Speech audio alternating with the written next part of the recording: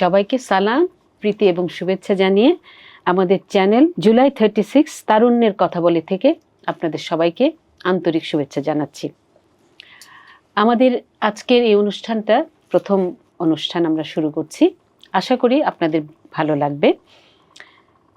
1597 সালে Francis Bacon একটা কথা বলেছিলেন, নলেজ ইজ পাওয়ার, মানে জ্ঞান নিজেই একটা শক্তি। তার মানে জ্ঞানকে উনি একটা শক্তির আকারে দেখছেন। এরপরে আরও অনেক পরে ড্যানিয়েল বুরুস, অ্যারন সোয়ার্টস, টম ক্ল্যানজিরা ওনারা বললেন তথ্য হচ্ছে শক্তি, মানে ইনফরমেশন ইজ পাওয়ার। সবাই কিন্তু শক্তির কথাই বলছেন, খেয়াল করেন তো। কিন্তু এই যে তথ্যই যে শক্তি, এটাকে আবার ড্যানিয়েল বুরুস বলছেন যে তথ্য যদি কাজে লাগানো যায় তাহলে সেটা শক্তি আকারে দেখা যাবে। অ্যারন সোয়ার্টস বলছেন, উনি আবার অন্যরকমভাবে বলছেন যে না, তথ্যগুলো নিজেদের কাছে যদি আমরা রেখে দিই তাহলে সেটা শক্তিশালী হবে। টম ক্ল্যারেন্সা বলছেন যে না, তথ্যকে নিয়ন্ত্রণ করার মধ্যে দিয়ে আমরা তথ্যকে শক্তিশালী করতে পারি। তার মানে সবাই কিন্তু ক্ষমতা বা শক্তি, ক্ষমতার কথাই বলছে আলটিমেটলি। এবং পরবর্তীতে আমরা এখন একেবারে হাই টেকনোলজির সময় বসবাস করছি, এবং টেকনোলজিকে রীতিমতো বলা হয় একটা ম্যাজিকের মতো কাজ করে। মানে জ্ঞান বলি, তথ্য বলি, সবাইকে ক্রস করে দিয়ে এই টেকনোলজি এখন আমাদের সবচাইতে বেশি ক্ষমতাকে, মানে সবার উপর ক্ষমতাকে, মানে ক্ষমতা নিয়ে নিয়ন্ত্রণ করছে। এই টেকনোলজিতে যে যত বেশি ক্ষমতা অর্জন করতে পারবে সেই কিন্তু শক্তিশালী হবে। তো এখন কথা হচ্ছে যে এই বিষয়গুলো কিন্তু আমরা জানি বলেই এই যে রাজনীতির কথা আমরা বলি, এই রাজনীতি কিন্তু নতুন কিছু না। এটা খ্রিস্টপূর্ব আগে সেই এথেন্সের একেবারে নগর রাষ্ট্র থেকে শুরু করে এই 2025 সাল পর্যন্ত কিন্তু রাজনীতি স্টেপ বাই স্টেপ চলে আসছে। কিন্তু এথেন্সের যে নগর রাষ্ট্র ছিল সেটার সাথে যদি আমরা এখনকার রাজনীতির তুলনা করি তাহলে কিন্তু হবে না। রাজনীতি কিন্তু পরিবর্তিত হয়ে হয়ে হয়ে হয়ে এবং সবসময় চেষ্টা করা হয়েছে যে কত ভালোভাবে রাজনীতিটাকে আমরা ভালো জায়গায় নিয়ে যেতে পারি। যেমন আগে ছিল রাজতন্ত্র, তারপর আসলো অভিজাততন্ত্র, এখন গণতন্ত্রের জন্য কিন্তু মানুষ একেবারে সব জায়গাতেই, সব রাষ্ট্রেই চেষ্টা করা হচ্ছে যে গণতান্ত্রিক যে সিস্টেমের যে সরকারটা আছে এটা হয়তো সবচেয়ে ভালো সিস্টেম। কারণ রাজতন্ত্রের মধ্যে দেখলো যে রাজার হাতে সব ক্ষমতা, রাজা নিজেই একটা আইন, শুধু উনি আইন প্রণয়ন এবং বাস্তবায়ন করেন না, উনি নিজেই একটা আইন। দেখলো যে না, একজনের হাতে ক্ষমতা রাখা যাবে না। এরপর অভিজাততন্ত্র আসলো, কিন্তু ওখানেও দেখা গেল যে কিছু ধনীদের হাতে কিন্তু ক্ষমতা থাকছে। না, কয়েকজন লোকের হাতে তো থাকা যাবে না, ক্ষমতা থাকতে হবে অনেকের হাতে। যার জন্য আসলো কিন্তু সার্বভৌমের প্রশ্নটা কিন্তু তখন, যখন অভিজাততন্ত্র ছিল তখনই কিন্তু রাজতন্ত্রের সময় থেকেই কিন্তু একটু একটু করে উঠে আসছিল। তো এই যে সবার যে অনেকের যে শাসনটা, এই অনেকের শাসন থেকে কিন্তু এই গণতন্ত্র এসছে। কিন্তু আমাদের বাংলাদেশের ক্ষেত্রে আমরা যদি একেবারে আমাদের স্বাধীনতার পর থেকে যদি দেখি, 1971 থেকে এই 2025 সাল পর্যন্ত আমরা কিন্তু গণতন্ত্রের পেছনেই ছুটছি, কিন্তু ও কিন্তু ধরা দিয়েও যেন ধরা দেয় না। আমরা কিন্তু এই পর্যন্ত সেটা অর্জন করতে পারি নাই। আজকে আমার সাথে যারা আছে এরা ঢাকা ইউনিভার্সিটির একেবারে তরুণ প্রজন্মের, এবং এই যে কিছুদিন আগে যে ডাকসু ইলেকশনটা হয়ে গেল, ওরা সবাই এটার প্রার্থী ছিল, নির্বাচনী প্রার্থী ছিল। আমাদের সাথে 4 জন এসেছে, এবং ওদের সাথে এই যে তরুণ, এরা আমরা যারা চিন্তা করি গণতন্ত্র নিয়ে সেটা এক জিনিস, কিন্তু এই যে তরুণরা, ওরা গণতন্ত্র নিয়ে কি ভাবছে, অথবা আমাদের রাজনীতি নিয়ে কি ভাবছে, অথবা রাজনীতিটা আমাদের কেমন হলে আরো ভালো হবে, কেমন আছে, এবং কোত্থেকে আমরা এখান থেকে আমরা কোথায় ভালো জায়গায় যেতে পারি। এবং এই যে ঢাকা ইউনিভার্সিটির যে ডাকসু যে সংসদের যে নির্বাচনটা হয়ে গেল, এই সংসদ কিভাবে আরো ভালোভাবে চলতে পারে, এই সব কিছু কিন্তু আমরা আজকে ওদের কাছ থেকে জানবো। তো আমি একজন করে সবার সাথে পরিচয় করিয়ে দিচ্ছি। আমার বায়ে আছে মুহাইমিনুল ইসলাম ত্বকী, আর তারপরে আছে মোহাম্মদ ইয়াসিন আহমেদ অপু। আমার ডানে আছে আরাফাত চৌধুরী এবং মোহাম্মদ রফিজ খান। আচ্ছা, এরা কিন্তু সবাই মানে ঢাকা ইউনিভার্সিটির, যেহেতু শুধু ঢাকা ইউনিভার্সিটি বলে না, আমি মনে করি ওরা যদি প্রাইভেট ইউনিভার্সিটিতেও থাকতো তবুও আমি মানে মনে করতাম যে ওরা অবশ্যই সবাই ব্রাইট। কারণ এখনকার তরুণরা কিন্তু খুব সচেতন, আমরা খেয়াল করেছি। গণ অভ্যুত্থানই আমাদের বলে দেয় যে তরুণরা কত সচেতন। যদিও অনেক সময় আমরা কিন্তু ওদেরকে আন্ডার এস্টিমেট করি, কিন্তু এটা উচিত না। এবং আমাদের বরঞ্চ উচিত, আমরা যারা প্রবীণ আছি ওদের কাছ থেকে অনেক কিছু শেখার আছে। তা আজকে আমার প্রথম প্রশ্নটা আমি তাহলে রফিজ খানকে দিয়ে শুরু করি, যে আমাদের এখানে এখনো আমরা কেন গণতন্ত্র অর্জন করতে পারি নাই? খুবই কঠিন প্রশ্ন বলা যায় এবং আমাদের সবার একই প্রশ্ন, যে তথাকথিত সেই আমাদের বহুল আকাঙ্ক্ষিত গণতন্ত্র আমরা কেন এখনো পর্যন্ত পাইনি। এটার আসলে আমি একটু অন্যভাবে দেখতে চাই। সেটা হচ্ছে, ধরেন আমরা একটা জাতি যারা কিনা সশস্ত্র সংগ্রামের মধ্য দিয়ে, মুক্তিযুদ্ধের মধ্য দিয়ে আমরা কিন্তু বিজয় অর্জন করেছি এবং আমরা আমাদের স্বাধীন দেশ পেয়েছি। আমি যদি এশিয়াতে বলি বা হচ্ছে সারা বিশ্বেই বলি, এমন কয়টা দেশ আছে যারা এই ধরনের একটা বিপ্লবী বলবো আমি, বিপ্লবের মধ্য দিয়ে একটা দেশ স্বাধীন করেছে। কিন্তু তার পরবর্তী সময়গুলোতে আমরা যেটা দেখলাম, যে যারা হচ্ছে আপনি যেটা বলছিলেন, যাদের হাতে আসলে রাজনীতির ব্যাটনটা ছিল, রাজনীতিবিদ আমরা যাদেরকে বলি, বা আমাদের আগের যে প্রজন্ম যারা ছিল, তারা আসলে কালেকটিভভাবে ব্যর্থ হওয়ার কারণেই হচ্ছে আমরা গণতন্ত্রটা পাইনি। এবং আপনি এত বড় একটা মুক্তিযুদ্ধ হওয়ার পরবর্তী সময়টা দেখেন, কিংবা আমরা যে 90-এর গণ আন্দোলনের কথা বলি সেই সময়টা দেখেন, কিংবা আমাদের এই 24-এর আন্দোলনটার পরবর্তী সময়ই দেখেন, যে বিভিন্ন সময়ে কিন্তু জনগণ তার কিন্তু রোলটা কিন্তু সে প্লে করেছে। Very nice. মানে জনগণ যখন দরকার পড়েছে তখন তার জীবন দিয়েছে, যখন দরকার পড়েছে তখন সে রাস্তায় নেমেছে, যখন দরকার পড়েছে তখন সে কথা বলেছে। কিন্তু এর পরবর্তীতে যাদের আসলে মূল দায়িত্বটা ছিল, তথা রাজনীতিবিদরা, আমার কাছে মনে হয় রাজনীতিবিদরা কালেকটিভভাবে ব্যর্থ হওয়ার কারণেই হচ্ছে এখন পর্যন্ত আমরা সেই গণতন্ত্রের যে জায়গাটা, যেই স্ট্যান্ডার্ড ফর্মটা, সেটাতে আমরা পৌঁছাতে পারিনি।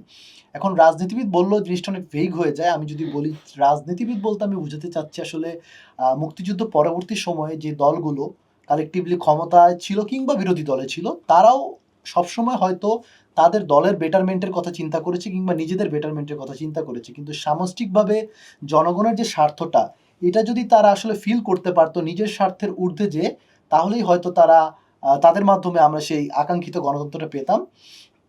সো আমি যেটা মনে করি, যে একটা কালেকটিভভাবে ব্যর্থতার কথা বললে সর্বপ্রথম আমি বাংলাদেশের সকল রাজনৈতিক দলকে দায়ী করতে চাই, বিশেষ করে বৃহত্তর রাজনৈতিক দলগুলোকে। মানে কোনো পার্টিকুলার কোনো না, পার্টিকুলারলি আমি কোনো ব্যক্তি বিশেষকে তো আসলে এই বড় একটা বিষয়ের কোনো জন্য দলও না, কালেকটিভলি আমি মনে করি যে প্রত্যেকটা বৃহৎ দলই হচ্ছে ব্যর্থ হয়েছে এই গণতন্ত্রের জন্য যে রোলটা তাদের প্লে করা দরকার ছিল, সেই যাত্রাটায় নিজেদের যে পথ চলা সেটা রোলটা প্লে করতে। এবং আমি মনে করি যে ভবিষ্যতে তারা যদি নিজের স্বার্থের ঊর্ধ্বে যদি না যায়, তাহলে হয়তো আমাদের এই ডিসকাশনটা আরো 20 বছর পরেও চলতে থাকবে এবং আমাদের এই গণতান্ত্রিক অভিযাত্রার স্ট্যান্ডার্ড ফর্মে আমরা পৌঁছাতে পারবো না। এক মিনিট, তুমি বললা যে তারা যদি এটাকে অতিক্রম করতে না পারে, ভবিষ্যতে তারা কিন্তু তোমরা হবা। কেমন? কারণ তোমরা কিন্তু নির্বাচন করেছে এবং রাজনীতিতে আছো। তো কাজেই এখন তোমার কিন্তু বলা উচিত যে তারা মানে আমরা, ভবিষ্যৎ আমরা, তাই না? হ্যাঁ, তো যাই হোক, দায়িত্বটা অনেক থাকলো।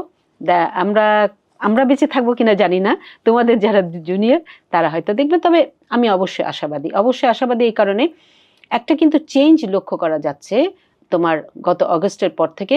এই চেঞ্জটা কিন্তু খালি চোখে দেখা যাচ্ছে না, মানে অ্যাপারেন্টলি কিন্তু মনে হচ্ছে কি সব আগের মতোই আছে, কিন্তু আসলে কিন্তু আগের মতো অনেক কিছু নাই, মানে খুব নিঃশব্দে পরিবর্তনটা হচ্ছে। আচ্ছা, এখন আমরা আরাফাতের কাছ থেকে শুনবো যে কেন আমরা এখনো এই পর্যন্ত গণতন্ত্র অর্জন করতে পারি নাই। ধন্যবাদ আপনাকে। আসলে গণতন্ত্রের যদি কথা বলি, আমরা গণতন্ত্রের সর্বপ্রথম যে সবচেয়ে সর্বোৎকৃষ্ট যে সংজ্ঞা দিয়েছে আব্রাহাম লিঙ্কনের, সেই বিখ্যাত সংজ্ঞা যে democracy is of the people, for the people, by the people. Very nice. So আমরা এই ডেমোক্রেসির যে ফর্মটা, ডেমোক্রেসি যেভাবে আমাদের ইমপ্লিকেশন করার প্রয়োজন ছিল, সেই জায়গা থেকে আমরা ব্যর্থ হয়েছি। ডেমোক্রেসি অ্যাকচুয়ালি সকলের স্বার্থকেই হচ্ছে যে আপনাকে এখানে অ্যাকোমোডেট করে, কিন্তু আমরা যেটা দেখেছি যে যারা ডেমোক্রেসিটা এস্টাবলিশ করবে, যারা ডেমোক্রেসির সবচেয়ে কী রোল প্লে করে, জনগণ বলা হয় যাকে, জনগণ কিন্তু তাদের দায়িত্বটা, আমি রাফিদের সাথে ঠিক একমত যে জনগণ তাদের দায়িত্বটা বরাবরই সঠিকভাবে পালন করে। কিন্তু এই দায়িত্বটা পাওয়ার পর যারা সেই ক্ষমতায় যায়, একটা কথা আছে যে যে যায় লঙ্কায় সে হয় রাবণ। ঠিক ঠিক সেম, মানে এটা ভেরি আনফর্চুনেট আমাদের জন্য যে আমাদের যাদেরকে আমরা নির্বাচিত করি বা যাদেরকে আমরা ক্ষমতা দিয়ে হচ্ছে আমাদের ভালোর জন্য, জনগণের কল্যাণের জন্য আমরা তাদেরকে পদে বসাই, তারাই আমাদের সাথে গিয়ে কিন্তু বিট্রে করে। এবং সেটা কিন্তু মানে আজকে থেকে না, সেটা হচ্ছে আপনার শুধু শুধু আমাদের দেশে তো না, বিশ্বের বেশিরভাগ দেশে, বিশেষ করে যারা থার্ড ওয়ার্ল্ড কান্ট্রি আছে, সেই থার্ড ওয়ার্ল্ড কান্ট্রিগুলোতে আপনি কিন্তু দেখবেন যে সুশাসনের অভাব, জবাবদিহিতার অভাব, ঠিক আছে, যারাই কিনা হচ্ছে ক্ষমতায় যাওয়ার আগ পর্যন্ত মানুষকে বিভিন্ন ধরনের কমিটমেন্ট দেয়, মানুষকে বিভিন্ন ধরনের প্রতিশ্রুতি দেয়, বিভিন্ন স্বপ্ন দেখায়, তারাই কিন্তু ক্ষমতা যাওয়ার পর কিন্তু ঠিক আগের মতো হয়ে যায়। তো এই যে আমাদের গণতন্ত্রের যে প্র্যাকটিসটা, এই প্র্যাকটিসটা আমাদের এখনো মানে কালচারটাই আমরা এখন এস্টাবলিশ করতে পারিনি। সো মানে গণতন্ত্রের আপনি যদি দেখেন মার্কিন যুক্তরাষ্ট্রে প্রত্যেক বছর 4 বছর পর কিন্তু ইলেকশন হয়েছে, কিন্তু আমাদের দেশে এখনো চিন্তা করতে হয় যে ইলেকশন হবে কি হবে না, ইলেকশন ফেয়ার হবে কি হবে না। সো এটা কিন্তু হচ্ছে ওই দেশেও কিন্তু গণতন্ত্র আছে, আমাদের দেশেও গণতন্ত্র আছে। সো গণতন্ত্রের সংজ্ঞা অনুযায়ী বা গণতন্ত্র যে উদ্দেশ্যে প্রতিষ্ঠিত করা হয়েছিল সেটা ভালো উদ্দেশ্য নিয়ে করা হয়েছিল, বাট আমরা এটার ল্যাক অফ অ্যাপ্লিকেশনটা বা ল্যাক অফ ইমপ্লিমেন্টেশনের কারণে কিন্তু গণতন্ত্রের যে সুফলগুলো সেগুলো আমরা পাচ্ছি না। তো এই যে বলা হয়, মুখে শুধু বলা হয় যে জনগণ ক্ষমতার উৎস, আসলে কি আমাদের হাতে ক্ষমতা আছে? না, আমাদের হাতে তো ক্ষমতা শুধু থাকে হচ্ছে 5 বছর পর পর ভোটের দিন একদিন। কিন্তু মানে আমাদের ক্ষমতাটা কখন হবে? যখন আমি আমাদের মানে নির্বাচন প্রতিনিধিরাই তো আমাদের ক্ষমতা ইমপ্লিকেশন করবে। তার মানে কি, আমরা যাদেরকে নির্বাচিত করছি, হ্যাঁ, যাদেরকে নির্বাচিত করছি তাদের মানে তারাই তো ক্ষমতায় থাকে, এবং ওরা ওরা আমরা মনে করি কি ওরা ক্ষমতায় থাকা মানে কিন্তু আমার ক্ষমতা। যেমন আমি যদি বিএনপির প্রার্থী হই, আমি মনে করব যে বিএনপি থাকা মানে কিন্তু আমার নিজের থাকা, তাই না? কিন্তু যখন ইমপ্লিকেশনটা ঘটে, ধরো আমার এলাকাতে পানির খুব অভাব, হ্যাঁ, পানি আসছে না, আমি আমার লোকাল যে বিএনপি নেতা ওনাকে গিয়ে বললাম, উনি আচ্ছা ঠিক আছে হবে, আপনি বসেন। 2 দিন গেল, 5 দিন গেল, 1 বছর গেল, কিন্তু সে কিন্তু আমার পানির সমস্যাটা মেটাচ্ছে না, কেমন? হ্যাঁ, তার মানে কি আমার ক্ষমতাটা কিন্তু আমি ছেড়ে দিয়েছি ওদের হাতে, তাই না? কিন্তু সে কিন্তু করছে না। সমস্যাটা এই জায়গায় মনে হয় না? হ্যাঁ, হ্যাঁ, আমি সেই জায়গায় আপনার সাথে আসছি। সেই জায়গাতে প্রথম কথা হচ্ছে যে আমাদের দেশে যে পলিটিক্যাল কালচার, সেই পলিটিক্যাল কালচারটা এখনো চেঞ্জ হয়নি।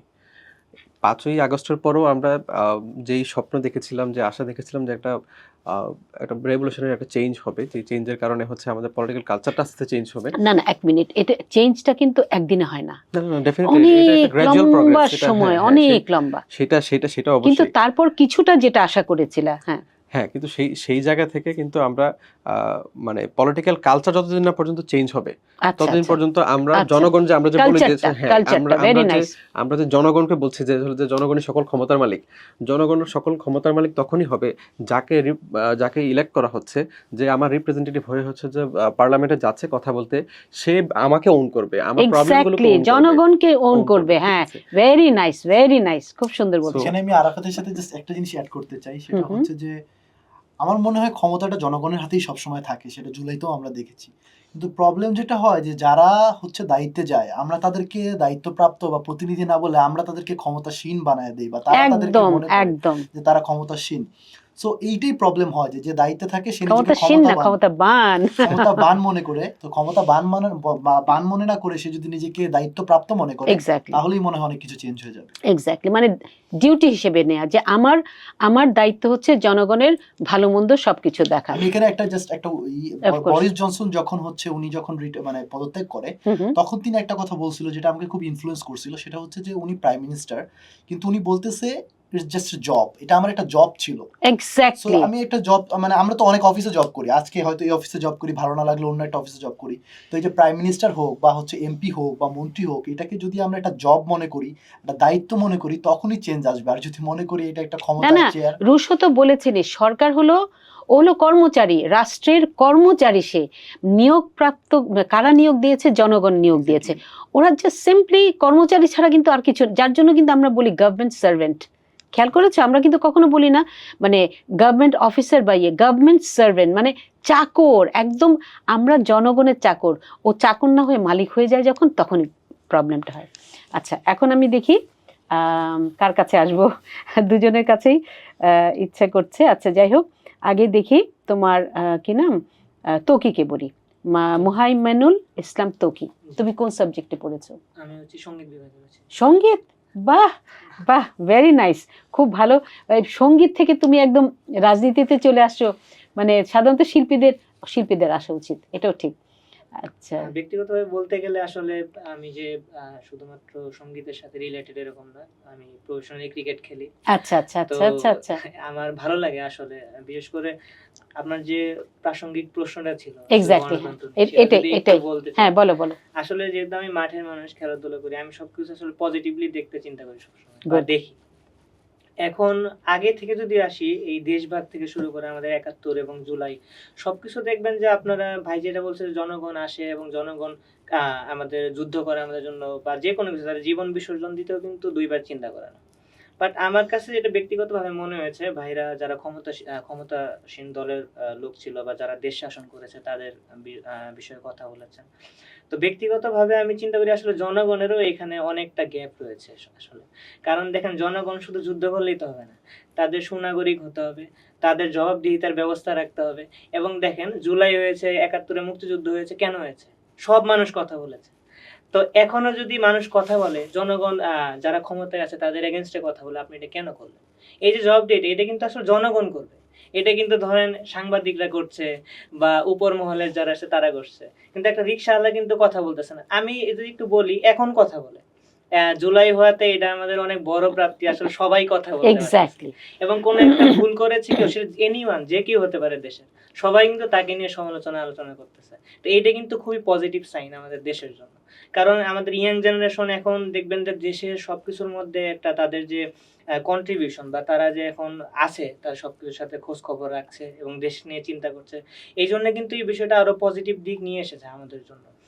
কারণ দেখা গিয়েছে আগে স্টুডেন্টরা পড়াশোনা করতো এবং চাকরিজীবীরা চাকরি করতো, এবং শেখ হাসিনার আমল থেকে যদি আমরা দেখি ১৬-১৭ বছর ধরে একইভাবে একই সিস্টেমে দেশ চলে আসছিল, কেউ কোনো কিছুর মধ্যে এভাবে ইনভলভ মানে হতে পারে অনেকটা রোবটের মতো ছিল আর কি। আর ধরেন, আমি ঢাকা বিশ্ববিদ্যালয়ে আসার পরে এটা অনেক ফিল করেছি যে সব দলের, সব মতাদর্শের মানুষকে একত্র করে আসলে সবাই সবার মত নিয়ে চলবে এবং সবাই সবার রাজনৈতিক দল রান করবে। তো এইটা কিন্তু খুব সুন্দর একটা মাধ্যম, যে আমাদের এই যে সম্প্রীতির যে দেশ, সেটা কিন্তু আসলে ছিল না। তো আমার কাছে মনে হয়েছে, হ্যাঁ, আপনার নিজস্ব ব্যক্তিগত মতামত থাকতে পারে, রাজনৈতিক আদর্শ থাকতে পারে, সেটাকে অ্যাপোলোজাইজ করা এবং সবার মধ্যে নিয়ে আসা খুবই জরুরি ছিল, যেটা ছাত্রলীগের আমলে আমরা দেখিনি।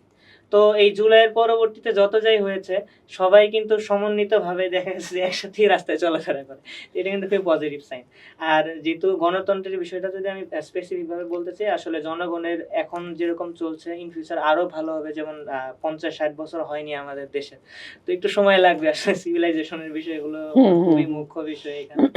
তো আমার কাছে এটাই মনে হয় যে আমাদের জনগণে, যেহেতু গণতন্ত্রের সকল ক্ষমতার উৎস, তো জনগণকেই আসলে রাজনৈতিক ব্যক্তি যারা থাকবে, সরকার যারা থাকবে, তোমার তাদের এই এই কথাটা খুব ভালো লেগেছে, খুব সুন্দর একটা পয়েন্ট কিন্তু বলেছে যে জনগণকে আগে ঠিক করতে হবে। মানে আমি কিন্তু তোমার সাথে সম্পূর্ণ একমত।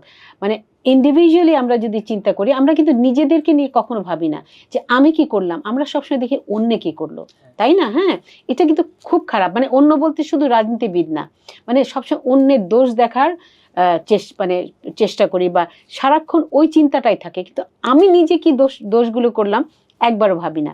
তো তোমার এই পয়েন্টটা আমার খুব ভালো লেগেছে। এখন আমি একটু অপুর কাছে যাই। মোহাম্মদ ইয়াসিন আহমেদ, অপু, তুমি কি মনে করো গণতন্ত্র কেন আসে না? জি ম্যাম, আমি আসলে গণতন্ত্র হচ্ছে, আমি যদি বলি, এটা হচ্ছে জনগণের অধিকার হিসেবে আমি দেখি, যে তাদের মত প্রকাশের স্বাধীনতা। এখন ইনারা তিনজনই আমার বড় ভাই ভার্সিটির, তারা আমার থেকে যথেষ্ট অভিজ্ঞ। তাদের সকলের অ্যান্সার শোনার পর আমার যেটা মনে হচ্ছে, ভাইদের সাথে আমি সব ব্যাপারে একমত। তবে আমার কিছু জায়গায় যদি আমি একটু বলতে চাই আলাদাভাবে, সেটা হচ্ছে যে অবশ্যই ক্ষমতাবান যে দলগুলো, তারা শাসন করার চেষ্টা করে, তবে আমরা যদি দমে যাই তাহলে এটা আমাদেরও ব্যর্থতা। আমাদের এই যে জুলাইয়ের যে আন্দোলনটা, এটা কেন হয়েছে? আমরা জনগণরা মাঠে নেমেছি। কেন নেমেছি? আমরা গণতন্ত্র প্রতিষ্ঠা করতে চাই। তো এত বছর পরে কেন? এক্স্যাক্টলি, আমাদের আরো আগে এই পদক্ষেপটা নেওয়া উচিত ছিল বলে আমি মনে করি। এটা শুধু আমি বলবো না যে ওই সরকারের ব্যর্থতা, এটা আমাদের জনগণদেরও ব্যর্থতা। কেন আমরা আমাদের অধিকারটা আদায় করে নিলাম না? বিউটিফুল। এইটা আমরা অন্যের দোষ দেখার আগে, ম্যাম আপনি যেটা বললেন, আমি আপনার সাথে একমত যে আমাদের নিজেদের ঠিক হতে হবে, যে আমার অধিকারটা আমার আদায় করে নিতে হবে। জি ম্যাম, ব্যাস, সুন্দর, খুব সুন্দর, ছোট্ট করে খুবই সুন্দর বলেছো। মানে তোমাদের আনসারও খুব ভালো ছিল। আচ্ছা, এখন আমরা একটু ঢাকা ইউনিভার্সিটির ভিতরে যাই। 1921 সালে ঢাকা ইউনিভার্সিটি প্রতিষ্ঠিত হয়। প্রতিষ্ঠিত হওয়ার পরে তোমার স্টুডেন্টদের যে লেখাপড়া করবে, খেলাধুলা, সাংস্কৃতিক দিকটা, তো এই বিষয়গুলোকে মানে আনার জন্য 23 সালে কিন্তু ডাকসু স্থাপিত হয়, তাই না? আচ্ছা, এখন ঢাকা ইউনিভার্সিটি স্টুডেন্টস ইউনিয়ন এটা গঠন করা হয়। এটার গঠনের পেছনে মূল পারপাসটা কিন্তু ছিল তোমার ছেলেমেয়েরা কিভাবে আরও ভালো পড়াশোনা করতে পারবে, কিভাবে তোমার সাংস্কৃতিক বিভিন্ন জায়গায় খেলাধুলা থেকে শুরু করে সব জায়গায় মানে অংশগ্রহণ করে নিজেকে, যেমন তোমার আমি প্রাচীন গ্রিসের কথা আজকে মনে হচ্ছিল, মানে ডাকসুর কথা থেকে। ওখানে কিন্তু দুটো জিনিস খুব এমফাসিস দিত, প্রাচীন যে নগর রাষ্ট্র ছিল গ্রিসে। ওরা বলতো যে তোমরা দুটো বিষয়ে পারদর্শী হও। কোন দুটো বিষয়? মিউজিক আর শরীরচর্চা। মানে কত সুন্দর দুইটা জিনিস দেখো। মিউজিক তোমাকে করবে কি মন ভালো রাখবে, এবং শরীরচর্চা হবে কি তোমাকে শরীর ফিট রাখবে। মানে আমি একটু ডিপলি যদি চিন্তা করে দেখো, মানে এই জিনিসটা হ্যাঁ রিলেটেড। তো অনেকটা কিন্তু ওই উদ্দেশ্য নিয়েও কিন্তু, মানে একেবারে ডাইরেক্ট আমি এটাকে বলছি না, একটা হ্যাঁ মেটাফরিক্যালি বলছি। তো তোমার এই উদ্দেশ্য নিয়ে কিন্তু ডাকসু হলো। এবং সবচেয়ে অবাক্যর ব্যাপার, তোমার পর্যন্ত মানে 71 পর্যন্ত কিন্তু খুব সুন্দর করে এটা চলে আসছিল। কিন্তু তোমার 90-এর পর থেকে আর কিন্তু ডাকসুর ইলেকশন হয় নাই। মাঝখানে 19 সালে যদিও হয়েছিল, কিন্তু ওটা হওয়া না হওয়া সমান কথা। এখন কথা হচ্ছে এই যে দীর্ঘ 28 বছর, এটা কিন্তু খুব মানে একটা চিন্তার কথা যে এতগুলো বছর যে ডাকসুটা এত ভালো একটা উদ্দেশ্য নিয়ে মানে করা হয়েছিল, মানে প্রতিষ্ঠা করা হয়েছিল, সেই ডাকসুর ইলেকশন হলো না 28 বছর। কেন হয় নাই তোমার কি মনে হয়? ডাকসু আমরা যেটা দেখেছি, আপনি যেটা বললেন, স্বাধীনতার পরবর্তী সময়গুলোতে আসলে ডাকসুর যেই মেইন উদ্দেশ্য যেটা ছিল শিক্ষার্থীদের কল্যাণের জন্য হচ্ছে এই প্ল্যাটফর্মটা ব্যবহার করা, আমার কাছে মনে হয়েছে যে সেটা না করে এটাকে একটা রাজনৈতিক হাতিয়ার বানানো হয়েছিল। এটাকে ভাবা শুরু হয়েছিল একটা নেতা তৈরির কারখানা হিসেবে, একদম শুরু থেকে, মানে স্বাধীনতার পর থেকে আর কি। হচ্ছে আমাদের বাংলাদেশের পার্সপেক্টিভে বলছি, 71-এর পর থেকেও যে না, কিন্তু 1 মিনিট 71 আগে কিন্তু এই ইয়েটা ছিল না, মানে আমি বলছি সেটাই আমি বলছি যে আমাদের বাংলাদেশের পার্সপেক্টিভে যেটা হয়েছিল যে ডাকসু থেকে হচ্ছে নেতা হবে, নেতা হয়ে জাতীয় রাজনীতি করবে, সে হয়তো ওই দলে যোগদান করবে।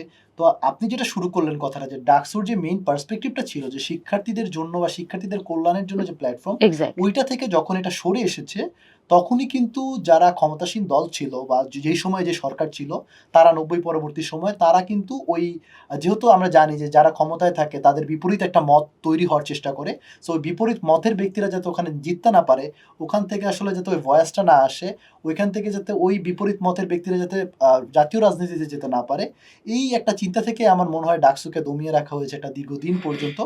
আমরা যখন এই 2025-এ নির্বাচন করেছি, শুধু আমি না, আমি এরকম অনেককেই দেখেছি যে যারা বলেছে ডাকসুকে এই জাতীয় রাজনীতির বেড়াজাল থেকে মুক্ত করতে হবে, ডাকসুকে বাংলাদেশ নিয়ে ভাবা দরকার নাই, ডাকসুকে ঢাকা বিশ্ববিদ্যালয় নিয়ে ভাবতে হবে। ঢাকা বিশ্ববিদ্যালয় গন্ডি পের হলে আমি বাংলাদেশ নিয়ে তখন ভাববো, সমস্যা তো নেই। তো আমার মনে হয় যে এই কারণটাই যে যতদিন না পর্যন্ত এই ডাকসুকে আমরা এই জাতীয় রং দিব, ততদিন পর্যন্ত আমার মনে হয় ডাকসুটা একটা অনিশ্চিত সম্ভাবনাই থেকে যাবে। যেমন 2025 সালে ডাকসু হয়েছে, এখনো কিন্তু একটা কথা আছে যে 26-এ ডাকসু হবে নাকি হবে না, পরবর্তী সময় হবে নাকি হবে না। এটা কেননা আমরা ভাবছি হয়তো পরবর্তীতে যে সরকারটা আসবে তারা কি এইখানে ডাকসুটা দিয়ে তাদের বিরুদ্ধে একটা মতকে কি ইস্টাবলিশ করার একটা সুযোগ দিবে কিনা। তো এই ধরনের চিন্তা যতদিন না থাকবে ততদিন পর্যন্ত হচ্ছে আমার মনে হয় ডাকসু নিয়ে অনিশ্চয়তাও থাকবে। শুধু ডাকসু না, আমি অন্যান্য যে বিশ্ববিদ্যালয় রয়েছে সেগুলোর ছাত্র সংগঠনগুলোর কথা বলছি। সো আমি একজন স্বতন্ত্র প্রার্থী হিসেবেও নির্বাচন করেছিলাম 2025-এর ডাকসুতে। সেখানে আমার যেই সম্পাদক পদের যেই এজেন্ডা, সেটার এজেন্ডার বাইরেও আমি যে কথাটা বলেছিলাম যে ডাকসুকে স্বতন্ত্র রূপই দিতে হবে। স্বতন্ত্র রূপ ইন এ সেন্স যে একটা শিক্ষার্থী যে কিনা কোনো রাজনৈতিক দলের সাথে যুক্ত না সরাসরিভাবে, সেও নির্বাচন করতে পারবে এবং সে নির্বাচনে জয়লাভ করতে পারবে, এইরকম একটা পরিবেশ যখন সৃষ্টি করা হবে এবং ডাকসুর যে সেন্ট্রিক মানে ডাকসুর চিন্তাটা হবে, মূল কেন্দ্রটা হবে শিক্ষার্থীদের জন্য কাজ করা, এইটা যখন করা হবে তখনই হচ্ছে ডাকসু, যেটা বললাম আমি, যে ধারাবাহিকতা হবে বা ছাত্র সংসদ নির্বাচন ধারাবাহিকভাবে হবে। আদারওয়াইজ ডাকসু নিয়ে অনিশ্চয়তা প্রিভিয়াসলি ছিল, এখনো আছে, সামনেও থাকবে। তোমার কি তাই মনে হয়? তুমি তো, ও তো স্বতন্ত্র থেকে দাঁড়ালো, আমিও স্বতন্ত্র প্যানেল তো আর আরেক ছাত্র দল কে ছিল? না, সবাই স্বতন্ত্র থেকে ও, সবাই, তোমরা সবাই স্বতন্ত্র। আচ্ছা, তাহলে তো সবার উত্তরই তোমার একরকম হবে। আচ্ছা, যাই হোক, তাহলে আমি একটু অন্য প্রশ্নে যাই। এখন ব্যাপারটা হচ্ছে, আমি তোমাকে তাহলে কোয়েশ্চেনটা করি, তোমাকেও করব এই একই কোয়েশ্চেন। তোমার, আমার কাছে যেটা সবচাইতে বেশি আমার কাছে না, সবার অনেকের কাছেই, মানে যে শিবিরকে আমরা জানতাম একটা মানে অত্যন্ত সন্ত্রাসী একটা দল হিসেবে, তাই না? এবং আমার মনে আছে, আমরা তো 80s-এর মানে ইউনিভার্সিটির লোক, তো তোমার তখন মানে শিবির মানেই তোমার রক কাটে ওরা, আর তো কিছু না। হ্যাঁ, তো ওই শিবির আমার কাছে খুব অবাক লেগেছে যে প্রত্যেকটা ইউনিভার্সিটিতে তোমার এই যে চাকসু, তারপর এই জাহাঙ্গীরনগর ইউনিভার্সিটি, রাজশাহী, সব জায়গায় কিভাবে ওরা মানে এই ভিপি হলো, নির্বাচিত হলো, আমি ঠিক মানে আমি হিসাব মেলাতে পারি না।